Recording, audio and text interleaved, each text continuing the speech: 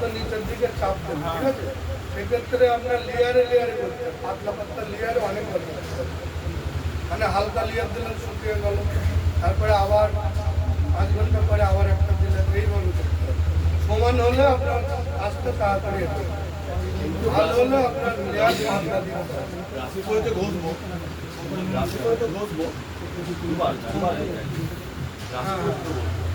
Layer totally 3 mm হয়, ঠিক আছে? এবার অনেকে বললো 5 mm, 5 mm খরচ বেশি হবে, 3 mm বেশি চলে। 3 mm এর হিসাবটা বলে দিচ্ছি লাস্টে, ঠিক আছে?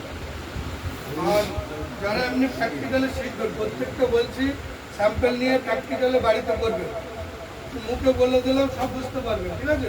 এবার যদি একবার বাড়িতে করে নেন, টেস্ট করেন, এটা ধরে নেবেন আপনার পুঁজি, এখানে তো এক্সট্রা কিছু লাগছে না, এটা প্র্যাকটিক্যালে বাড়িতে করবেন, এটা আপনার পুঁজি গেল।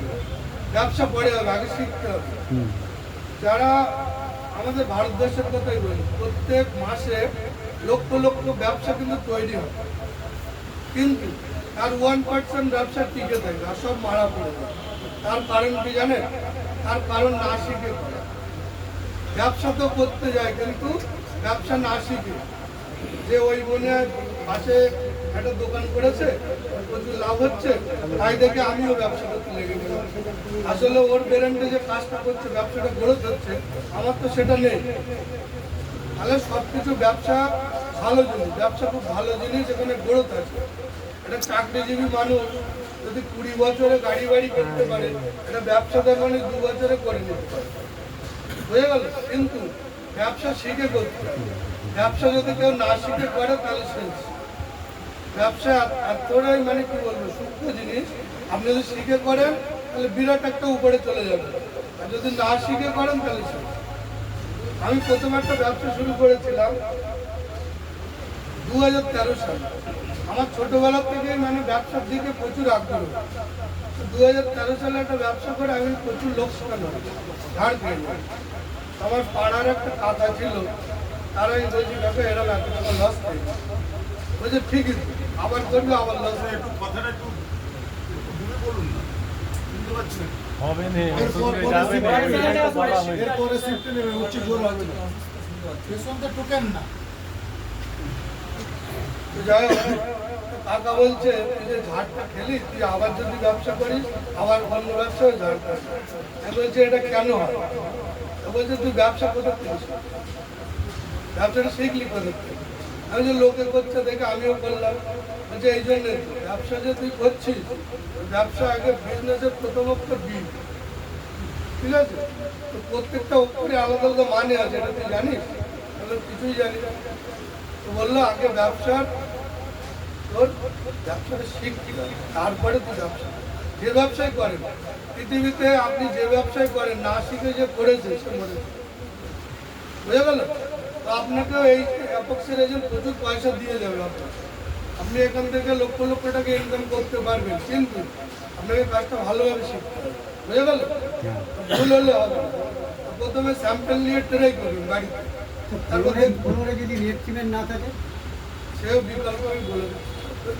লাস্টে প্রশ্নগুলো করেন, আমি সব লাইন করে যার যা প্রশ্ন আছে ধরে রাখুন, আমি এক এক করে সব করে বলার পরে আবার পুনরায় 3Dতে আসবো, তারপরে এটা আসবো যে এটার সম্পর্কে কারো কোনো জানার আছে, ঠিক আছে? কারণ শরীরটা সত্যিই খারাপ, মিথ্যে কথা বলছি না। তো যাই হোক, 3D কালারিং করতে কি লাগবে? তো আমি তো প্রাইমারটা বললাম, ঠিক আছে? মনে আছে তো? রেশিওটা কি? 1:1 কতটা লাগবে? 100 মনে আছে তো? বিশাল তো বেরেন্ট, আমার থেকেও ভালো বেরেন্ট, তাহলে হবে। এবার চলে আসছে প্রাইমার মারার পরে টপ কোট আছে, ঠিক আছে? টপ কোট যেটা কাঁচের মতো স্বচ্ছ, যেটা এই মালটা মার্কেটে অনেক জায়গায় বিক্রি হচ্ছে। আমিও স্যাম্পল সংগ্রহ করেছি বহু কোম্পানি থেকে, ঠিক আছে? কোম্পানিরা বেশিরভাগ এই মালটা প্রচুর ঠকায়, ঠিক আছে? প্রচুর ঠকাচ্ছে, কারণ সবই কাঁচের মতো দেখতে, কিন্তু লাস্টিং ক্ষমতাটা দেখতে হবে। আপনি দেখছেন আমার কাছে একটা রেট আছে, মার্কেটে 100 টাকা কমে পাওয়া যাচ্ছে, মাথা খারাপ, তাই তো? 100 টাকা মানে বিশাল ব্যাপার। এবার ওইটা কিনলাম, দেখা যাচ্ছে ওর লাস্টিং ক্ষমতা 2 বছর। 2 বছর পরে আপনি যে কাজটা করলেন এত টাকা খরচ করে জিনিসটা বেকার হয়ে গেল, তখন কিরকম লাগবে? আমি বিভিন্ন কোম্পানি মাল এনে রেখেছি, আমার কেবিনে আপনি দেখতে পারেন। আমি ট্রাই করেছি, প্র্যাকটিক্যালে আমি রিসার্চ করেছি, ঠিক আছে? করে আমাদেরটা হাই গ্রেড, মানে সব থেকে টপ কোয়ালিটির মাল আমরা দিচ্ছি, ইউজ করলে বুঝতে পারবেন, ঠিক আছে? টপ কোয়ালিটির মাল দিয়ে আমরা যে রেটে দিচ্ছি, অল ইন্ডিয়া চ্যালেঞ্জ থাকলে এই রেটে এই কোয়ালিটির মাল কেউ দিতে পারবে না। All India challenge. বাংলাদেশে তো 1,500 টাকা কিলো, হ্যাঁ ভিডিও দেখতে দেখতে হচ্ছে। তাহলে বাংলাদেশে 1,500 টাকা কিলো, তাই প্রত্যেক ঘরে ঘরে। আর আমাদের এখানে ও 3 ভাগের 1 ভাগ রেটে দেবে। সাপোজ এক্সাম্পল দিলাম, কম বেশি একটু হবে, ও 3 ভাগের 1 ভাগ রেটে দেবে, আরও কম কমে হতে পারে। তারপরেও বলবে এত রেট বলবে, কিন্তু আপনার মার্বেল আছে, টাইলস আছে, সব কিছু থাকার সাথে এটা কেন করবে? আগে এটা বুঝতে হবে। আপনি কাউকে বোঝানোর আগে সে বলবে এটা কেন করবে, তাই তো? আচ্ছা, যে টাইলসটা আছে আমাদের মেঝেতে, এই টাইলসের উপরে একটা ল দিয়ে যদি লর জিনিস ফেলি কি হবে? ফেটে যাবে। ফেটে গেলে কি করবো? আমি নিজে রিপেয়ারিং করতে পারবো? আমার মিস্ত্রি আনো, সিমেন্ট বালি আনো, তারপরে লেবার চাষে ওইটুকুর জন্য 600 টাকা নেবে। আর এখানে কি হয়, অ্যাপক্সি বোলারিং এ আপনার যদি কিছু পড়ে তো কিছু হবেই না। যদি একটা দাগ হয় তো সামান্য রেজিন নিয়ে আবার ওই জায়গাটা দিলে আবার কম হয়, ঠিক আছে? কোনো অসুবিধা নেই। তো আমাদের যে রেজিনটা আছে এটা 15 বছর আপনার গ্যারান্টি থাকে কাজ করার পর। কত বছর বললাম? 15 বছর। একটা ফ্লোরিং করার পরে 15 বছর গ্যারান্টি থাকবে কোম্পানির, যে কোনো সমস্যা হলে আমরা দেখে দেবো। এবার যদি 15 বছর পরে যদি মনে হয় একটু দাগ হয়েছে, খসখসে হয়ে গেছে, তারপরে কি তুলে ফেলে দিতে হবে? না, তুলে ফেলতে হবে না।